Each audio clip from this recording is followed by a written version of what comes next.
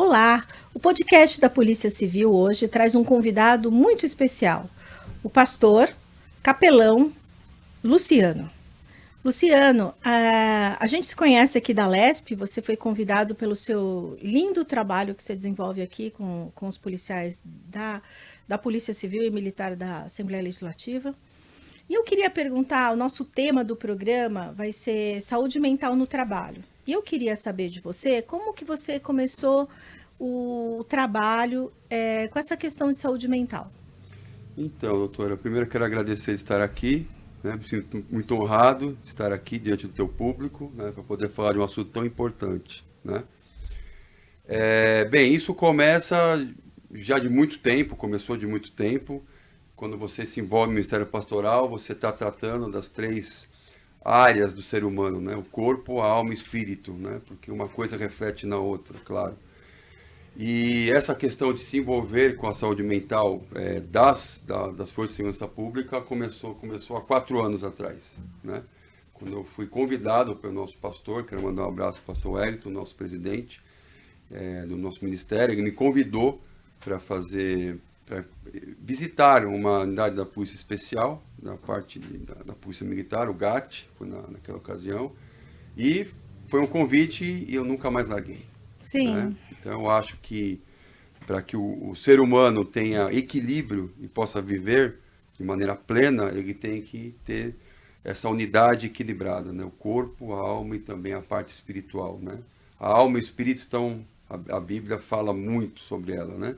Então, para que a gente tenha equilíbrio e possa viver bem e, sobretudo, viver a vida plena que Deus tem para todos nós temos que ter essa parte aí muito bem ou encaminhar de uma maneira que a gente possa viver de maneira plena, né?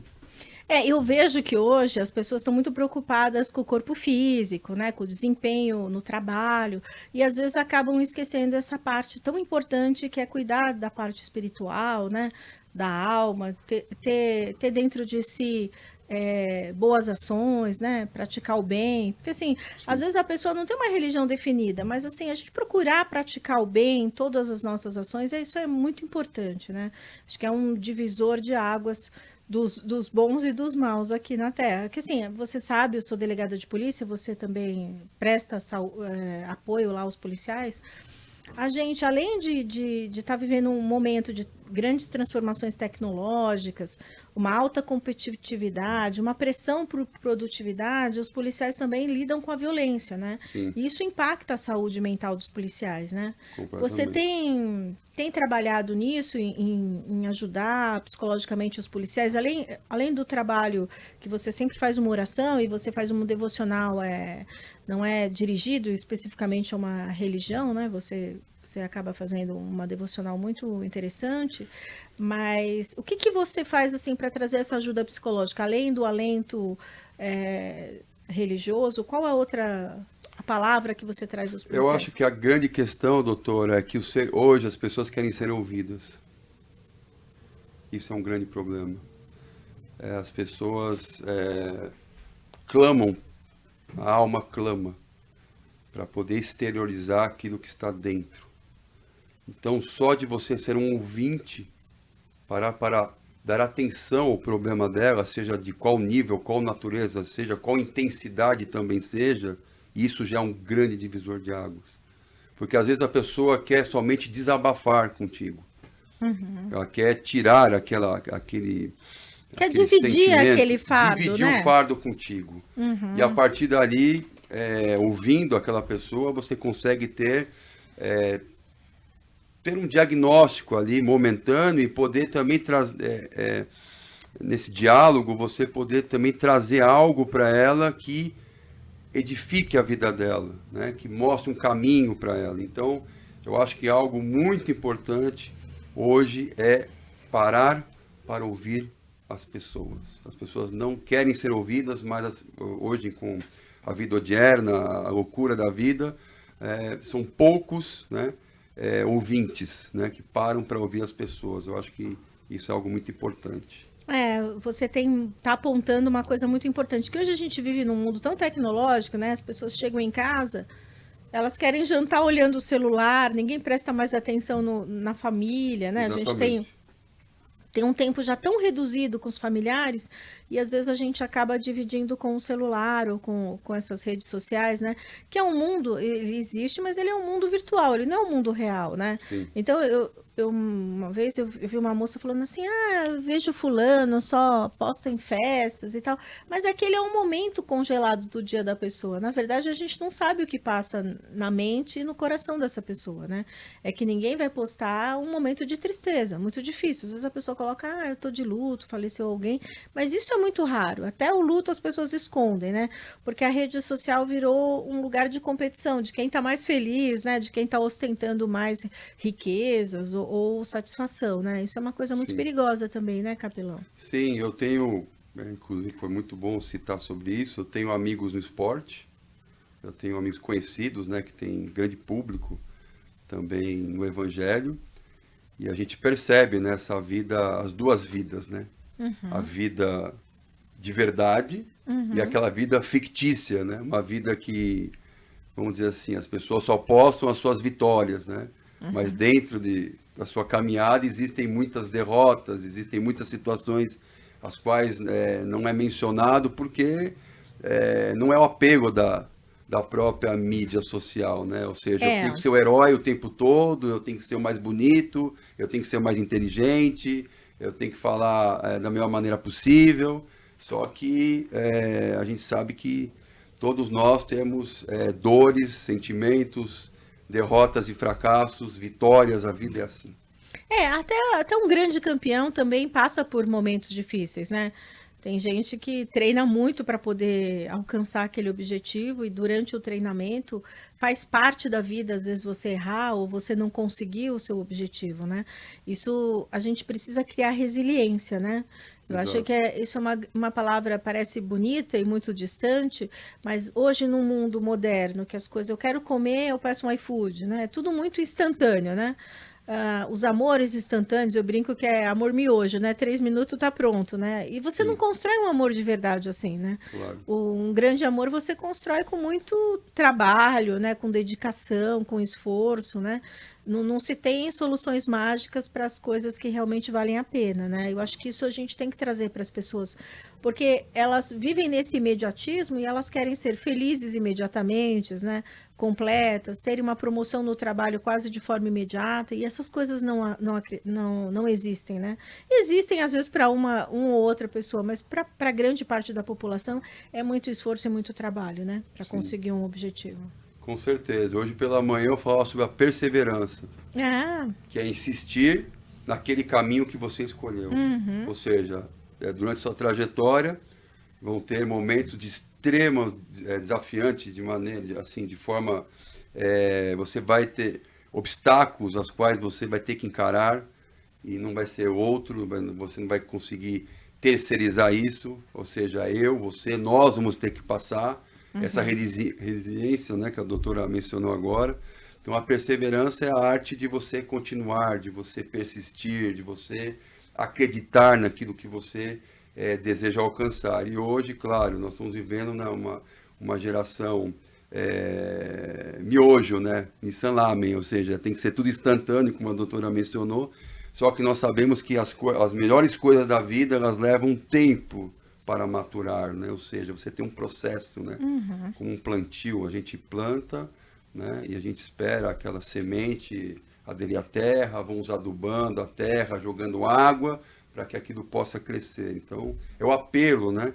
Que a sociedade tem feito hoje, desse imediatismo, isso tem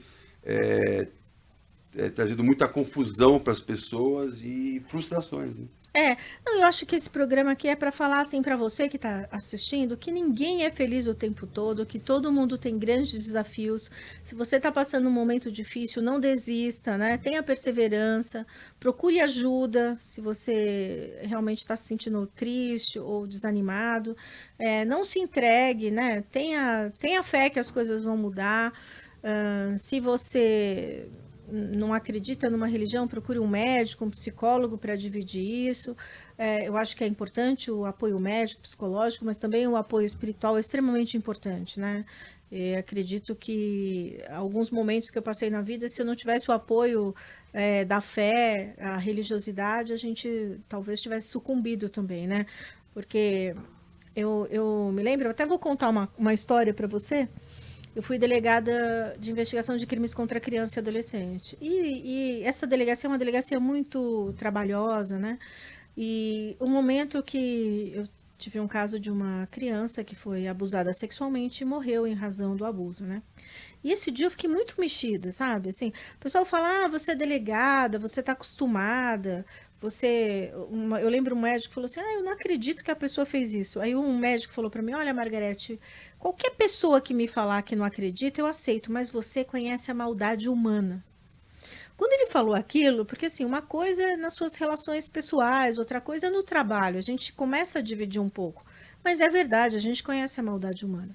E eu passei, saí da delegacia, tinha um bar bem próximo, né? Falei assim, nossa, acho que hoje eu vou beber. Eu tô dividindo com você uma coisa bem, Claro. bem assim, pessoal. Aí, graças a Deus, que no mesmo momento que acho que um falou assim, vamos beber, o outro falou assim, se você beber, você vai ter que beber todo dia, porque você vai ver isso todo dia. E aí eu resisti, não bebi, né? Sim. E a gente tem uma porcentagem de alcoólatras nas polícias, né? Eu acho que de tanto ver essa maldade humana, né? Isso é uma coisa que a gente precisa. Eu acho que as pessoas também têm que se solidarizar com os policiais, porque o pessoal acha assim, todos nós somos super-heróis, a gente tem que combater o crime, tem que aguentar a violência. E eu acho que todos nós temos uma resistência, né? É que nem o alumínio da panela de pressão. Tem um dia que o alumínio não funciona mais, né? Com certeza, e foi até importante essa passagem. A doutora citou algo na palestra que tivemos lá na frente parlamentar do deputado Bruno Zambelli, né? E citou sobre essa questão da arte, da descompressão. Estou lembrando Sim, agora. Isso é muito importante, espaços para descompressão exato. da pressão, né? Da atividade e tal.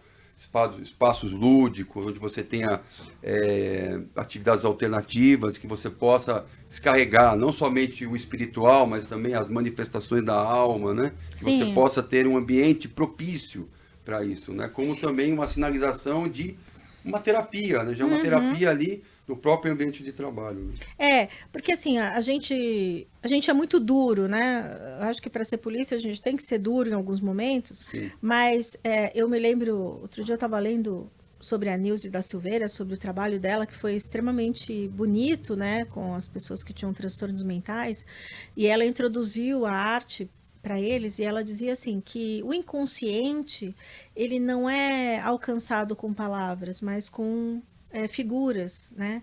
Então, por isso que a arte é tão importante, que às vezes a pessoa não consegue verbalizar aquilo que está dentro, mas talvez através da arte ela consiga tirar isso de dentro dela. Então, por isso que é tão importante. Nessa frente, eu falei exatamente sobre isso e também falei sobre o papel dos gestores, da importância das pessoas que empregam pessoas, de ter um olhar mais apurado, né?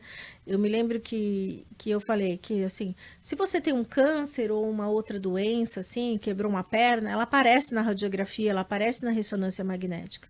Mas esses transtornos da alma, eles são invisíveis, né? Eles não são captados por essas imagens. E muitas vezes as pessoas não conseguem se afastar do trabalho, ter um tratamento adequado, porque as pessoas vão achando, que a gente tem um ciclo, né, da depressão. Então, primeiro a pessoa tem baixa produtividade, depois começa a ficar agressivo no trabalho. Então, assim, ele vira um funcionário problema. sim. Então, quando ele, às vezes ele pode ser transferido, ou ele é mandado embora, e ele acaba piorando a situação dele, né? Imagina que ele está agressivo mesmo em casa, com os filhos ou com a esposa. Isso também acaba deteriorando os laços afetivos que ele tem com a família, né? Então, a gente precisa tratar a depressão como um assunto sério. Não só nas forças policiais, que a gente vai entrar nesse assunto de índice de suicídio, né? E você faz parte dessa frente parlamentar de prevenção ao suicídio.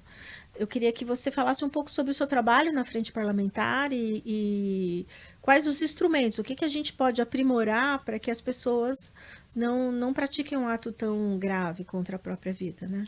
A ideia da frente, doutor, ela veio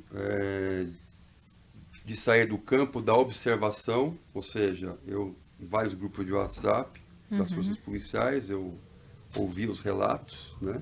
O deputado também estava acompanhando na época, e nós decidimos sair completamente da observação para a ação. Eu pensei comigo, eu não posso mais me tolerar e entender que isso aqui, daqui a pouco isso aqui vai virar uma rotina, um número, né? O policial vai virar um número. Eu não posso, porque além do policial existe uma família, existe todos os desdobramentos que estão incluídos, né? Dentro da vida, né? E eu pensei, não, a gente não pode mais ficar na completa inércia, nós temos que ir avante, nós temos que ir atacar, né? E verificar o que está acontecendo. Foi aí que eu fiz um levantamento, um estudo científico, né? Conversei primeiro com o deputado aprovou a frente, que também era de um desejo dele pessoal, que essa frente acontecesse. E a partir daí eu comecei a fazer estudos, né? Para tentar identificar os temas, né? Ou seja, os motivos que estavam levando os policiais a cometerem, né? Ou tentarem o suicídio. E a partir daí eu pensei, não, eu vou buscar estudo científico da área. Não vai partir de achismo meu ou qualquer outro tipo de interpretação. Nós vamos buscar análise científica, estudo científico dentro das forças policiais. Foi aí que eu fui estudar o Anuário Brasileiro de Segurança, e aí nós pegamos a teoria, né, sobre suicídios. Existem várias teorias, né, já desenvolvidas, e também começamos a fazer as análises, né, análise quantitativa, né, e a qualitativa. A quantitativa visando os números, né, o que tínhamos de números, e a qualitativa, que seriam as seleções de temas baseados na pesquisa científica, que foi objeto da primeira frente, Sim. que a doutora participou. No segundo momento, que foi agora o segundo encontro que recentemente tivemos, além dessas análises que já tínhamos feito anteriormente, decidimos trazer o método empírico, que é a vivência dos profissionais, com a escolha de temas livres baseado em cada força, na penal, na Guarda Civil, nos bombeiros, na Polícia Militar, né?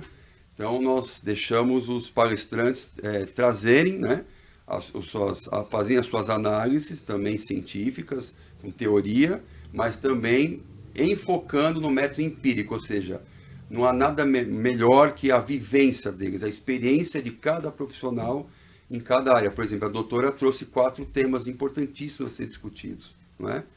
Que é a prevenção, Detecção. a detecção, que é um grande problema, como é que você detecta uma pessoa, depois o tratamento, e o outro problema, como você reinsere. Lembra que nós falamos sobre a reinserção? Sim. O problema, como é que você tratou e como é que você reinsere esse policial depois de tratado. Como é que você identifica o problema? Será que nós estamos tendo mecanismos apropriados para identificar? Será que nós temos tempo de olhar para o nosso amigo, nosso colega de trabalho, e perceber que ele está diferente, doutora? São as perguntas, né, que vão, claro, né, estão dentro desse escopo dessa discussão, né? Por isso que eu achei muito importante a sua palestra, que é um pacote completo. Então você precisa ter esses 4 passos para poder realmente compreender, diagnosticar, tratar e reinserir o policial. Porque eu vejo que campanhas de prevenção nós temos muitas, né?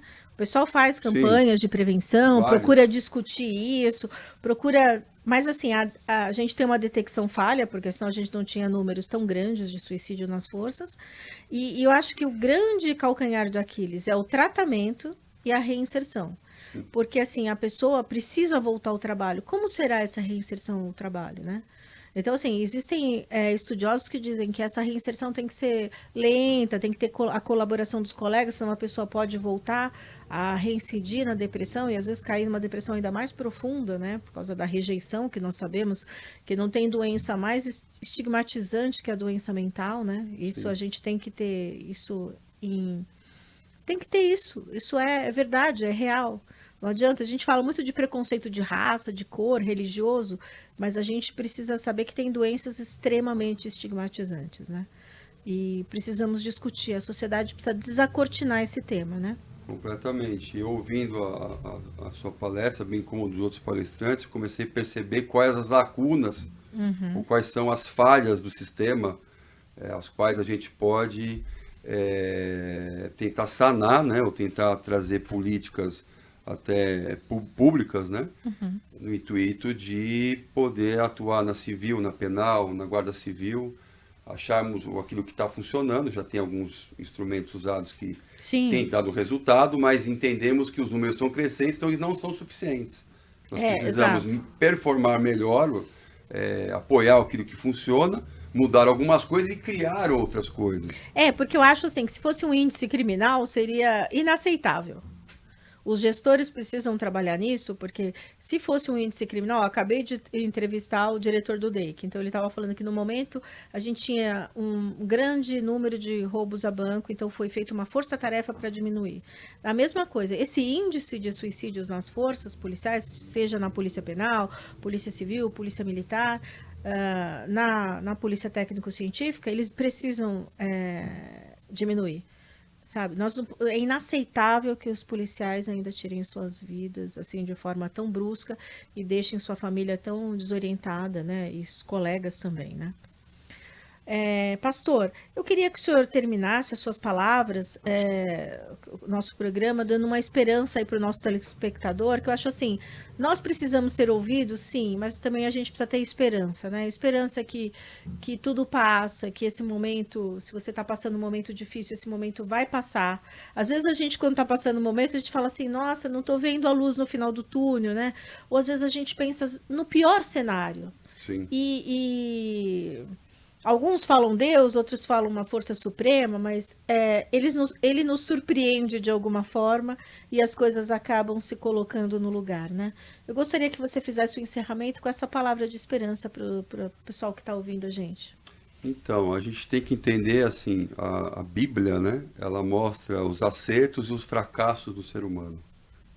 E Deus deixa isso muito claro, para entender que nós, por nós mesmos, nós não somos absolutamente nada. Nós temos acertos, temos erros, errar é humano, sentir uma depressão é humano, né? Você buscar ajuda é humano, você ter ter a necessidade de ajuda é totalmente aceitável. Então a gente precisa entender que para que nós possamos viver de maneira plena, a gente precisa ter um sistema equilibrado, né? E a parte espiritual é muito importante, porque a palavra de Deus diz, né, que nós somos criados à imagem e semelhança de Deus. Então, o que está faltando hoje para o ser humano? Faltam muitas coisas, né? Mas o relacionamento com Deus é algo vital, né? Nós somos filhos e filhas, né? Nós temos um pai. E nós temos que entender isso, né? Entender que nós não estamos sozinhos, né? Muitas vezes a gente, pela distância, por querer muitas vezes resolver as coisas sozinho, ou seja, né? Uma sociedade que pede o tempo todo para que eu seja o vencedor, eu seja o herói, eu seja o resiliente, eu seja, né, qualquer tipo de rótulo que a gente queira colocar aqui, mas nós temos que entender que nós temos as nossas fraquezas, nós precisamos, né? Nós dependemos, né, de algo, uns podem falar força superior, energia, né? Nós cremos, né, no Senhor, né, como um ser pessoal, um Deus que cuida de nós, né, que está olhando por nós, e dizer para todos que a gente não está sozinho aqui. Nós não somos objetos do acaso, né? Nós não estamos aqui sem parentesco, assim, jogados, né? Nós temos um Deus que busca o relacionamento conosco. Muitas vezes a gente se afasta, né? A Bíblia diz que, lá em Tiago, chegai-vos a Deus e Ele se chegará a vós. Deus está pronto a nos ouvir, né? A palavra revelada, né? A Bíblia é simplesmente a expressão, né, do amor deste Deus, né? Nos mínimos detalhes, né, com o ser humano e com a humanidade. A gente precisa se aproximar dele, né? Nós precisamos ter, eu falava hoje pela manhã, que nós precisamos desenvolver um relacionamento, assim como temos, né, com o marido com a esposa com o marido, os filhos. Deus quer se relacionar conosco.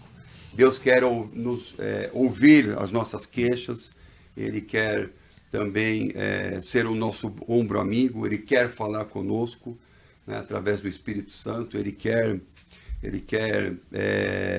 entender, né, o que está dentro da gente, Ele quer que a gente expresse, né, porque entender entende, óbvio que foi Ele que nos fez, mas Ele quer que a gente se expresse a Ele, né, num ato de um diálogo, como estamos tendo aqui, de uma comunicação diária, uma comunicação espiritual, né, uma comunicação vertical, né?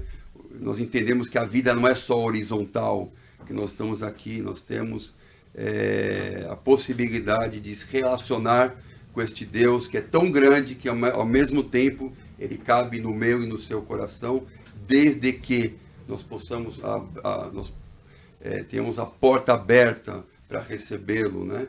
E para ter desenvolver um relacionamento com Ele. Deus quer se relacionar conosco. Deus quer nos curar. Ele é o médico dos médicos, né? Então, tem muitas coisas que eu falo por mim mesmo, né?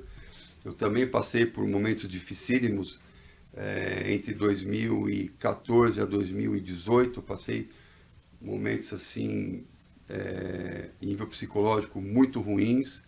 Eu fui medicado, né? Passei por uma situação muito difícil, uma longa história, mas a cura completa, a raiz do meu problema foi o Senhor que me curou. Posso dizer abertamente para o teu público, né, que os remédios foram necessários, positivos, claro que foram, mas a causa, quem tirou, sanou, curou, né, extirpou da minha vida foi o próprio Deus. Relacionamento com Ele, Ele